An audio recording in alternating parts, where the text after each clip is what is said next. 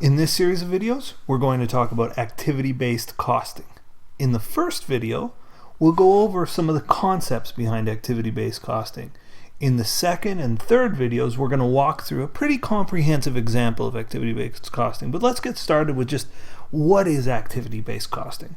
So we know up to this point that the cost of any product is the cost of the material, the labor, and the overhead. And when we add all those costs together, those categories of costs, we get the total cost of our product.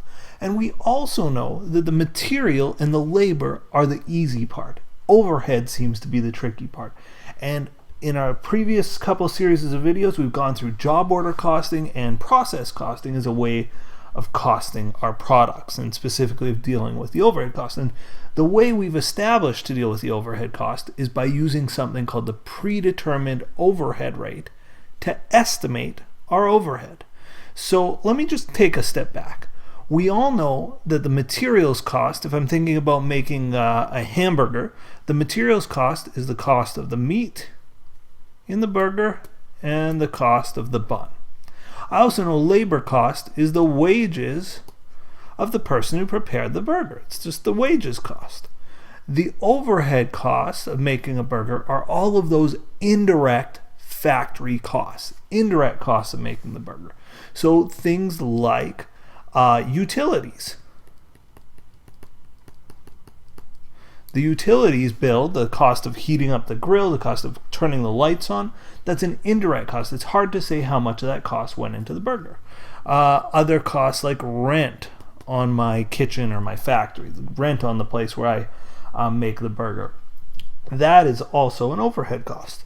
Other types of overhead cost, if I take time setting up or cleaning up, those costs, the cost of the wages of the people where they're setting up, cost of the supplies to set up and clean up, I'll just call those setup costs. Those are all overhead costs. Indirect materials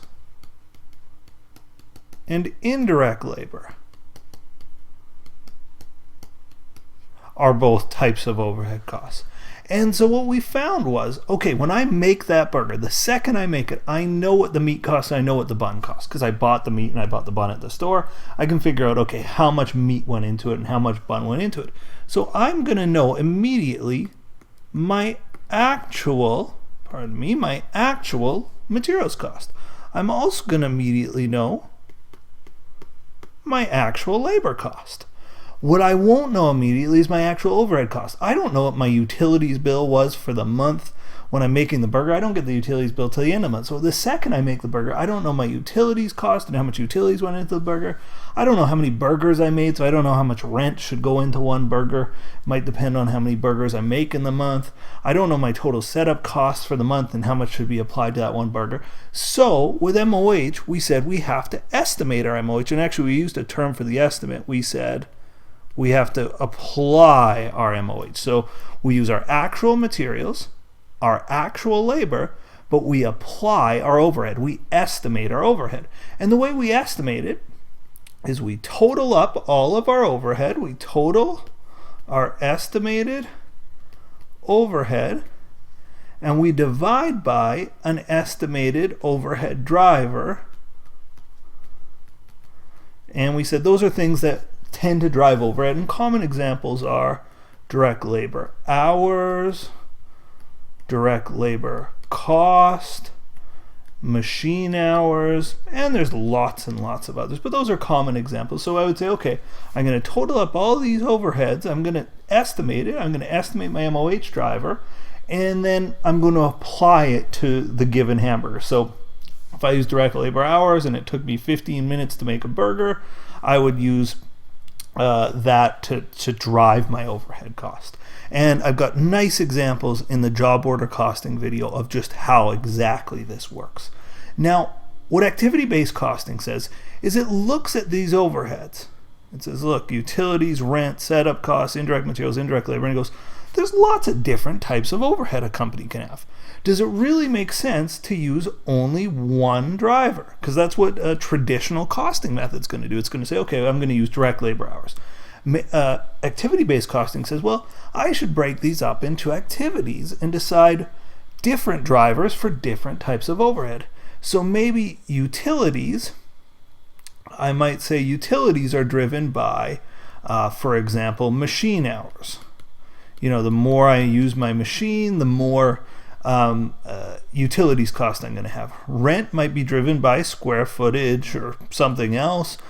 Setup costs, well, number of setups. Obviously, the more times I set up. Indirect labor might be by direct labor hours. You know, the more direct labor I have, the more indirect labor I have. Anyway, you get the idea that maybe I should use a different driver for each type of overhead. And that's what activity-based costing says. It says break your overhead into different pools and use different drivers for each of those pools. So rather than using one overhead rate, activity-based costing says we're going to use many overhead rates.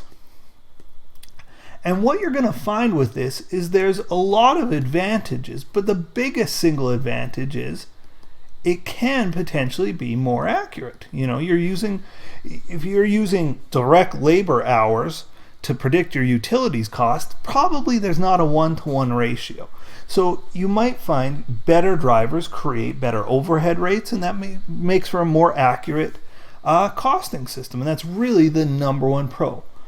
The number one con here, I guess I've said pros and cons, I'm only giving one of each. The number one con of an activity-based costing system, because you'll see it in your class and you'll work through problems on activity-based costing, the big con of it is it's way, oh dear, my penning is gone to heck here. It's way more expensive. It's not even close.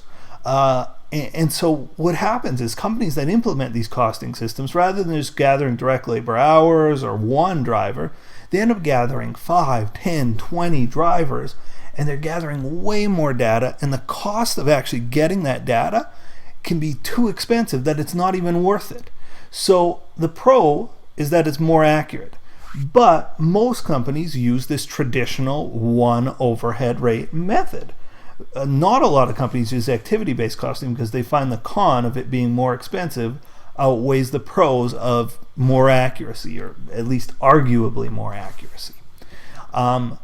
So in any event, in the next video, we're going to work through an example of how to do activity-based costing, and I think as we work through it, you're going to get a better feeling for what activity-based costing is, and we'll compare it to a more traditional costing method.